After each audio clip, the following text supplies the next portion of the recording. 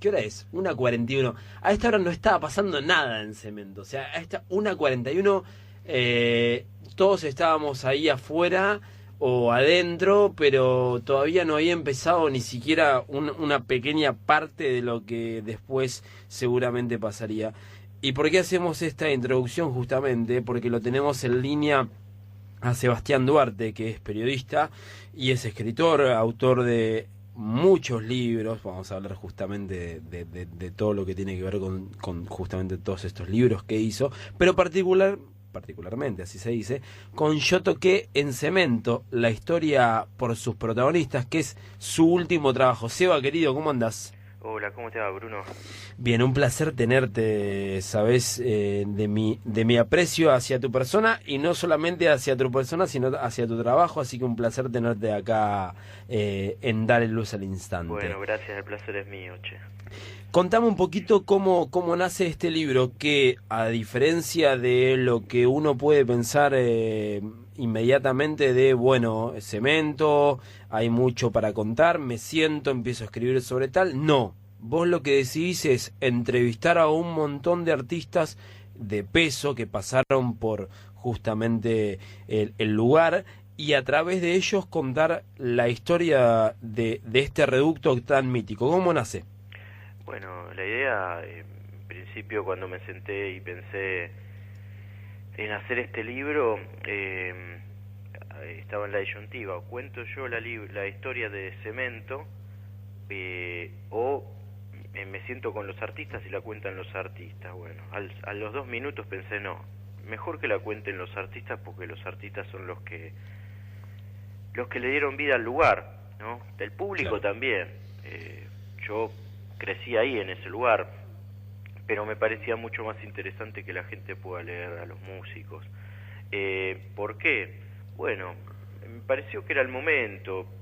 Pensé en principio que se estaban por cumplir 30 años de la apertura del lugar, y también un poco de nostalgia. La verdad que me agarró un poco de nostalgia, que yo lo venía teniendo. Viste que a veces te dicen que después de los 40 años vas a revisar la vida. Bueno, que yo pensaba que era una broma, qué sé yo. Yo decía, bueno, tengo 38, no me pasa esto, me siento re pendejo todavía, ¿viste? Y no, es verdad. La verdad que a mí me pasó eso que me decían amigos míos un poco mayores que yo, que sí, me empezó a agarrar un revival de vida, y bueno, en ese lugar yo crecí. Es una especie de homenaje al lugar, aunque yo no lo planteo como un homenaje. Sucede de esa manera. Vos sabés qué me pasa a mí, Seba. Justamente hoy me fui a ver una banda ahí a Vorterix, a Támesis, y lo que me di cuenta es, a las 9:15, a las 11:45 ya estaba afuera. Dije, es otra vida esto, digamos. O sea, antes no tuve ni tiempo de hacer una previa. O sea, eran otros horarios justamente, ¿no? Sí, unos horarios que tenían que ver con una época, y también con la época juvenil de uno, ¿no? Claro. Cuando las noches eran largas, eran intensas, y volvías a tu casa de día. Cuando uno va haciéndose más grande, empieza a cambiar un poco el ritmo y tenés ganas de dormir algo, ¿no? Claro, totalmente. Pero bueno, es parte también de la los juventud, cambios, sí, y Cemento simbolizó eso. Fue el lugar que albergó a la juventud, albergó a las bandas también en sus etapas jóvenes, en sus primeros pasos. Yo siempre digo que para mí Cemento era jugar en primera B, ¿no? Totalmente. Y había que ascender, y para ascender tenías que hacerte muy de abajo, entre comillas, y si pasabas esa etapa, entonces llegabas a los estadios, al Estadio Obras, y después, bueno, la mayoría de las bandas que hoy se conocen o que se hicieron famosas en la década del 2000, todas pasaron por Cemento, ¿no? Es así, o sea, como vos decís, en su momento había como una regla preestablecida en la que estaba Cemento, y después también venía Obras con todo lo que eso significaba, los lugares muy muy míticos. Y lo tengo acá a Pablo Andisco, que también te quiere consultar por algunas cuestiones del libro. Sebastián, buenas noches. Te pregunto, hablabas de esto de las bandas como una especie de primera vez Cemento. Sin embargo, muchas de las bandas después volvieron a Cemento como era un lugar del cual no podían despegarse, ya sea en el formato banda sorpresa o la estrella de la renga, en momentos de menos popularidad, como Ratones Paranoicos, por ahí después de llegar a obras y a los estadios. ¿Qué tenía Cemento que atraía a las bandas aun cuando por ahí podían tocar en otro lado? Y bueno, tenía ese perfume de atractivo que tiene el underground, y que tantos artistas que después de pasar esa etapa reconocen cómo era eso de estar cerca de la gente, del sudor, del hedor, de mirar a los ojos a tu público, el añorar también épocas de juventud, ¿no? Claro. Y bueno, siempre se vuelve al primer amor. Una cosa así era Cemento. Un amor raro. Nos volvemos a equivocar también, porque hay algo de eso también, claro, ¿no? los amores pasionales, sí, por decirlo de alguna manera. ¿Viste? La pasión es ese... Porque Cemento no es que nos daba el mejor sonido ni nada de eso, o sea, nos volvemos a equivocar, pero queremos estar ahí también, queremos equivocarnos y estar en ese lugar, porque había toda una mística, digamos, alrededor de eso. Sí, había una mística, en el lugar te curtías, aprendías el oficio, porque Cemento permitía eso, que uno se fogueara. Y bueno, los músicos lo cuentan en Yo Toqué en Cemento, en el libro, van narrando las historias y las peripecias que tenían, los inconvenientes, y cómo aprendían a producir sus propios conciertos. Eso es interesante, cómo de la nada, bueno, tengo este lugar, Omar Chabán me da este lugar, ¿qué hago en este lugar? Bueno, voy a pensar, a ver, ¿qué puedo crear? Entonces así empiezan a contar sus historias. Adrián Darge, los de Babasónicos, cuenta que armaban sus escenografías, llegaban a las 2 de la tarde, hacían toda una producción, llevaban un DJ amigo, hacían unos fanzines que eran muy utilizados en la época. En los fanzines se usaban mucho como método de difusión a mano, artesanales, y preparaban un fanzine para cada show. Hablando de los fanzines, sí. Entonces esas cosas permitía Cemento, claro, que el músico pudiera desarrollar toda su arte y también pudiera llevar a cabo sus sueños, sus anhelos, eso que quizás en la casa no podían desarrollar, porque bueno, la mayoría de los músicos de ahí, incluso muchos músicos son de mi generación, veníamos de familias donde tus viejos, si agarrabas una guitarra, te decían, dejate de joder, anda a estudiar, agarrar era otra historia. Hablabas del fanzine, una estética y un medio de comunicación muy ligado al punk. El punk aparece mucho en tus entrevistas, no solo en los músicos, sino en los músicos del punk, sino en músicos de otros géneros que eran público o que eran amigos del punk. ¿Qué fue Cemento para el punk? ¿Fue un campo de batalla? ¿Fue un campo de expresión? ¿Cómo ves a la distancia ese lugar para el punk? Yo creo que fue la cueva perfecta para el ámbito punk. Fue la cueva maldita, claro, y benevolente. Fue el lugar que albergó a todo el vampiraje punk, porque Cemento era ese lugar. Estaban ahí dando vueltas, claro. Era el lugar donde clandestino, eso era la clandestinidad, la búsqueda de respuesta, era encontrar a otros que se manifestaban como vos y pensaban como vos, y que quizás estaban contra el sistema reinante, porque bueno, Cemento fue pasando por diferentes épocas, y por eso yo en el libro está dividido en 3 partes y hago un paralelismo de contexto social.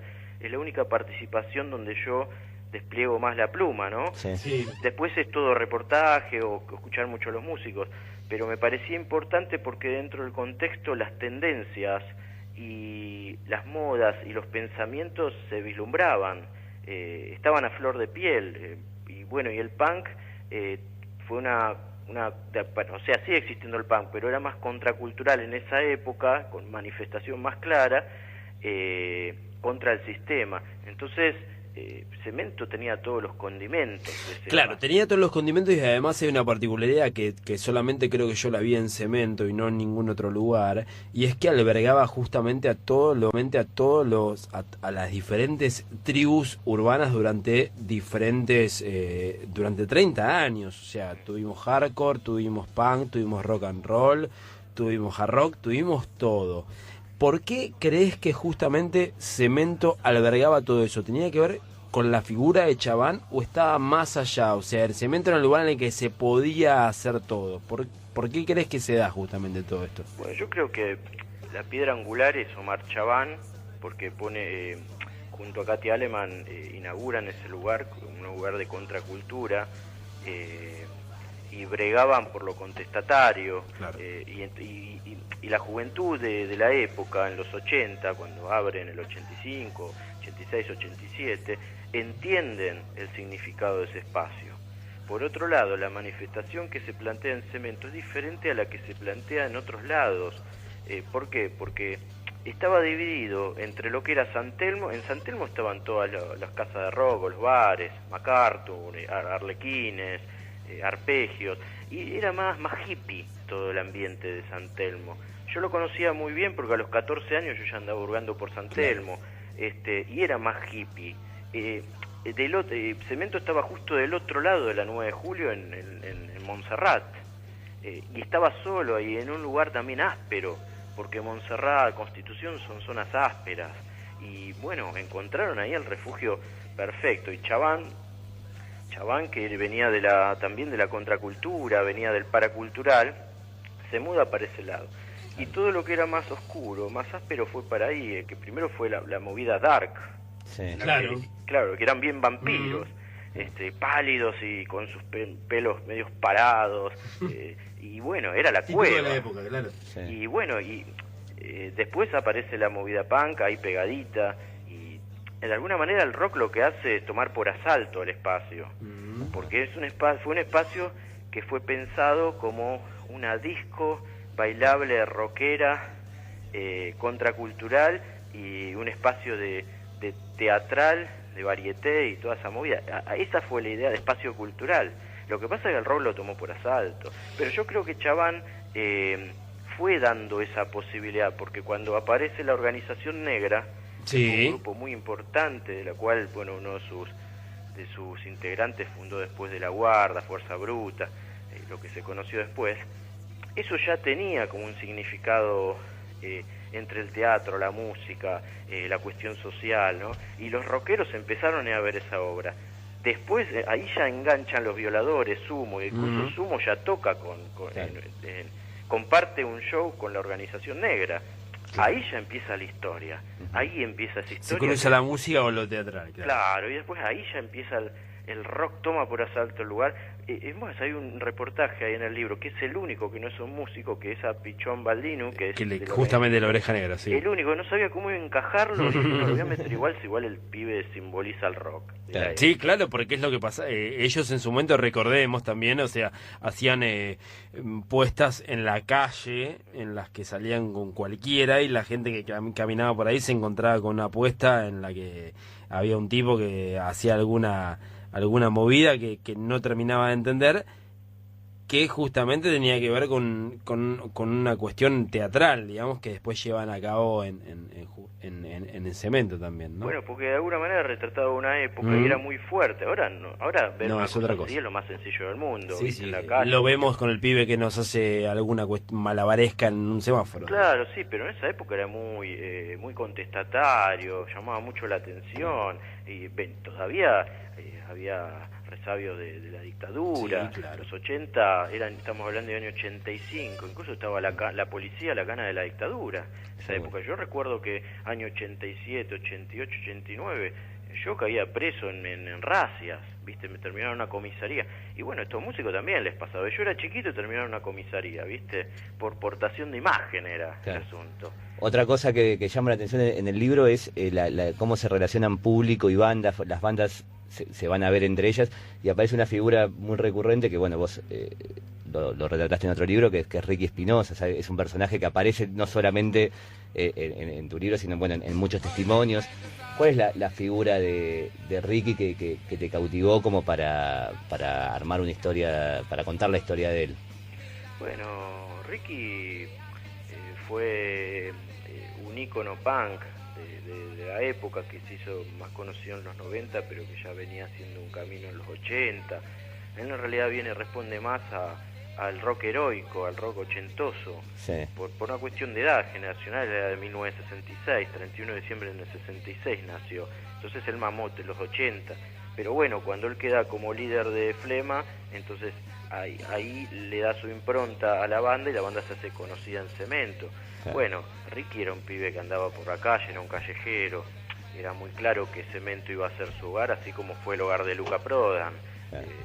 Y él era, qué sé yo no puedo decir que era nuestro Luca, eso lo decía Omar Chabán en el libro, viste, que era lo Sí. más parecido a Sí, Luca, pero más totalmente lo vivo, dice. porque Ujú. él tenía la calle y era el conurbano y era la porteñada, viste, era mucho más lúcido en nuestro terreno. Pero Ricky era un personaje muy llamativo, y sus letras reflejaban lo que le pasaba a él, lo que sentía él, por eso se transformó en un ícono, porque la gente veía, oh, pero este Ricky no, pero este Ricky sí, es Ricky. Bueno, él está haciendo lo que dice que hace, lo que dice que en una letra lo está haciendo acá. Entonces, eso le generó que Ricky se transformara en un eslabón importante del punk argentino. Totalmente, sí. Porque el punk siempre fue under, o sea, excepto Y queda Ataque claro. 77, porque empezó a cantar Sí, canciones después. futboleras. Es cierto.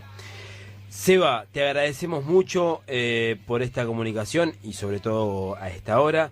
Les dejamos a todos los oyentes la propuesta y de mi parte, que lo leí el libro, el deseo, por favor, de que vayan a alguna librería que tenga este libro, que estamos hablando de Yo toqué en cemento, la historia por sus protagonistas.